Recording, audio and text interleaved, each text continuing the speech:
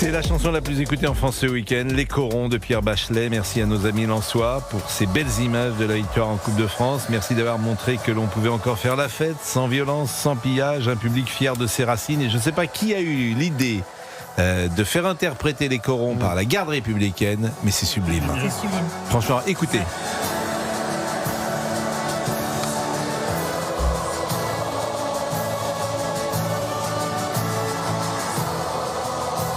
C'est-à-dire que la solennité de la garde républicaine avec la voix du Stade de France, les voix, les milliers de voix du Stade de France.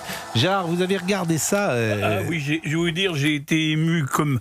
J'imagine, il n'y a pas de Français qui n'ont pas été émus, certains jusqu'aux larmes. Et moi, je dis jusqu'aux larmes parce que il se trouve que mon grand-père a été à la mine, comme on disait autrefois. Il a été mineur dans sa jeunesse, dans l'Aveyron. C'était pas connu tellement les mines dans l'Aveyron, mais c'était un département où il y avait encore des mines en 1945, après la guerre. Mines de charbon, bien sûr. Et c'est vrai que les corons, ça fait remonter tout un idéal. C'est pas Zola, mais c'est la France qui a travaillé, la France qui s'est reconstruite à partir de 1945. Et il le raconte admirablement bien, Bachelet, dans sa chanson. Et de voir cette foule comparée, alors évidemment, après, vous l'avez fait très bien, la comparaison avec aujourd'hui, on se dit, mais c'est pas possible que ça ait été aussi beau et que ça soit aussi triste aujourd'hui, aussi dramatique aujourd'hui. Moi, ça m'a bouleversé. Il y avait au Stade de France 50 000 lensois, il n'y a eu aucun souci, aucun débordement. Ils ont fait la fête pendant 48 heures, aucun magasin pillé, aucune voiture brûlée, aucun tir de mortier. Et puis ces gens chantent les corons, ils chantent leur père, ils chantent leur grand-père, ils chantent la mémoire, ils chantent la tradition, ils chantent la transmission. Ils disent pas on est la Nouvelle-France, absolument pas. Ils sont enracinés, ancrés. Et c'est ça qui est aussi intéressant dans ce message. Alors, bien sûr, il y a beaucoup d'analyses qu'on peut faire politiques, sociologiques, de tout, et aussi d'un match de football, parce que les jeunes gens qui sont sur le terrain, parfois, ils sont enfants de l'immigration, qui défendent les couleurs de lance. Mais ils prennent cette histoire pour eux. Ils la prennent, elle devient leur histoire. Et c'est ça qui est absolument formidable. Ils ne la discutent pas, ils ne la remettent pas en cause. Et cette transmission-là, c'est vrai qu'elle est émouvante. On peut parler de Chartres, on peut parler de la victoire de Lens, on peut parler des férias de Nîmes. À chaque fois, vous avez la même quête, effectivement. Quête d'enracinement, quête de réunion, quête de sacré, quête de volonté de revenir à ses racines et à son histoire face à tous ceux qui veulent tout déconstruire, effectivement. Nous sommes avec Jean-Paul. Bonjour Jean-Paul, qui est supporter de Lens. Vous seriez supporter de Lens depuis 55 ans. Comment est-ce possible ? Oui. Je fais des frites à Lens depuis 1976. Donc ça fait 50 ans que vous faites les frites à Lens. Voilà. Mais vous aviez quel âge quand vous avez fait les frites à Lens en 76 ? J'avais 22 ans. Donc là, vous en avez 72 ?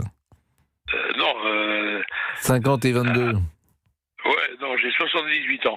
Oui, donc vous avez... Bon, peu importe d'ailleurs. Mais vous êtes les célèbres frites du Stade Bollaert, c'est vous ? Oui, c'est moi. Ouais. Donc j'ai dû en acheter sûrement lorsque je suis venu à Bollaert, puisque vous êtes juste en face la tribune latérale, qui était la tribune à la fois de presse et puis présidentielle. Et puis, alors j'ai fait plusieurs tribunes. J'ai fait la tribune de Pagnot. Là, ici, pour la Coupe de France, j'étais en de la cour. Et après, j'étais dehors aussi à l'entrée du stade, au poste de garde.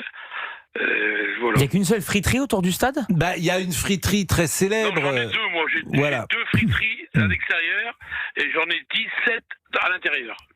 Ah oui, donc vous êtes effectivement 17 friteries. Oui, donc c'est une usine là. Vous êtes c'est une entreprise. Plus de 100 personnes. Mais vous voyez ça aussi dans les stades de football. C'était c'était quelque chose qui existait autour des stades. Et il y avait des marchands qui étaient parfois différents les uns des autres. Ouais. Et puis, avec le temps, tu as voulu commercialiser ça, donc tu as donné ça à un seul prestataire. Et tu as perdu parfois le charme qui existait de la galette saucisse à Rennes. Je crois que ça existe toujours à Rennes, la galette saucisse. De la frite qui pouvait exister du côté de Nantes. Voilà, les marchands ambulants, les merguez, etc. Ça fait partie du folklore de l'avant-match. Tout à fait. Et c'est tout à très fait. très important. Combien elle est vendue la frite chez vous avant match? 4 euros. 4 euros? Avec 15. la sauce. 15, combien? 4 Non, euros le- ouais, pas 15, Pardon, 4 euros. pardon. Ça, c'est la Non, non, frite 4, seule. 2 fois 2. Bon, et il y a plusieurs modèles ou il y a un... Non, on n'a qu'un seul modèle avec les sauces. On offre les sauces gratuitement. Mhm. Hein, donc c'est pas cher. C'est vraiment. C'est quoi les sauces des traditionnelles? Bah, c'est quoi les sauces? C'est Alors mayonnaise, ketchup, samouraï, il y a Ah oui. plus. on prend ce qu'on veut. J'ai un souvenir d'une frite assez roborative à Lens. Ah oui, on sert bien les clients. Hein. Oui, et puis même la Parce que le matière. faut avoir le ventre bien chargé pour pouvoir crier dans les tribunes. Oui, mais bon, c'est formidable les C'est frites. important, c'est important. Est-ce que combien vous vendez de frites les soirs de match? Oh, on en vend un paquet. Hein. Hmm. On en vend un paquet. Hein. Est-ce que non pas tous, il y a 50 000. Il y a combien aujourd'hui dans le stade de Lens lorsqu'il est plein? Il y a 40 000 personnes ou on est au-delà Ouais, de 40 38 000, 39 000. Bon, il y a quand même pas 38 000 personnes qui mangent des frites ce soir-là. Non, Bon, faut pas exagérer. On travaille quand même bien. Bon, il y a une tradition à Lens du football. Vous dites que vous êtes Oui. depuis 76. En 75, il y avait une finale de Coupe de France jouée Ouais. par Lens. Et c'est vrai que vous avez connu alors des joueurs comme Bouzdira, Elie, bien Leclerc sûr. dans les années Bien 70, sûr, Lannoy, bien tous ces. sûr. Bon, ça c'était les Bien joueurs. sûr. Il y a Arnold Slovinski, tout ça. exactement Arnold Slovinski. Bon, et est-ce que ce que vous avez vécu samedi, est-ce que c'est le plus beau moment de supporter lensois? Ah ouais, samedi, c'est vraiment c'est l'apothéose. L'apothéose de la victoire, d'abord pour le peuple lensois, pour les organisateurs du Stade Bollard, pour nous, franchement, c'est à voir. Vous dites le peuple C'est à voir. lensois. Qu'est-ce qui fait selon vous? Qu'est-ce qu'il définit ce peuple lensois? Alors ce peuple lensois, c'est principalement le bassin minier, vous voyez. Donc c'est beaucoup d'enfants, petits-enfants, de fils de mineurs, hein, donc qui ont une certaine solidarité entre eux. Hein, et comme vous tout à l'heure, j'entendais que vous parliez des corons. Ben c'est incroyable quand le chant des corons.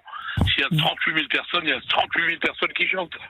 Oui, mais la dernière mine à Lens a été fermée quand, En Jean-Paul? 1975. Donc on est quand même plus sur ni dans les enfants, Ah oui, mais, ni dans les vous avez- petits-enfants, on est quasiment dans des gens qui sont descendus à la mine, Oui. il doit pas en Mon rester père beaucoup. était mineur.